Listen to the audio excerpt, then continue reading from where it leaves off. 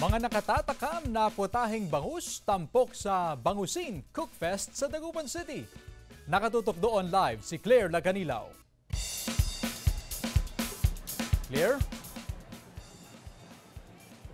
Chris, iba't ibang putahe na sinangkapan ng bangus ang tampok dito sa Bangusin na highlight sa Bangus Festival 2024 dito sa Dagupan City. Magpapasiklaban at magpapagalingan sa pagluluto ang aabot sa 6 na participating schools kung saan ibibida nila ang iba't ibang Filipino-Asian cuisine o Asian cuisine with a Filipino twist. Layo ng aktibidad na ito na maipamalas ang sarap at linamnam ng bangus ng Dagupan City. Bukod dito, nagbabahagi naman ng kaalaman ang mga na-invite na chef o naimbitahang chef mula Boracay, Manila at Pampanga para sa cooking demo. Kaugnay nga sa selebrasyon na ito o aktibidad ay nakabantay din ang iba't ibang ahensya ng gobyerno upang mamonitor ang seguridad at kaligtasan ng mga nakikisaya sa selebrasyon. Bukod nga dito, maya-maya lang mga kapuso, sabay-sabay nalalantakan ng mga kapuso ang iba't ibang inihanda ng mga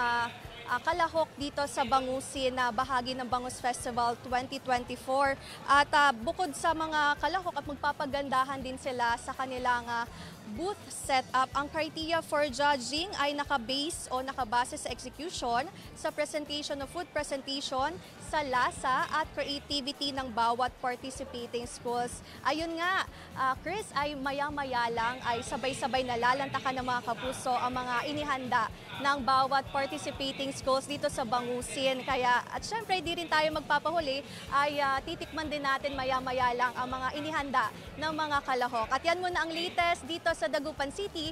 Happy Bangus Festival 2024 mga kapuso. Balik sa'yo, Chris. Maraming salamat, Claire Laganilaw.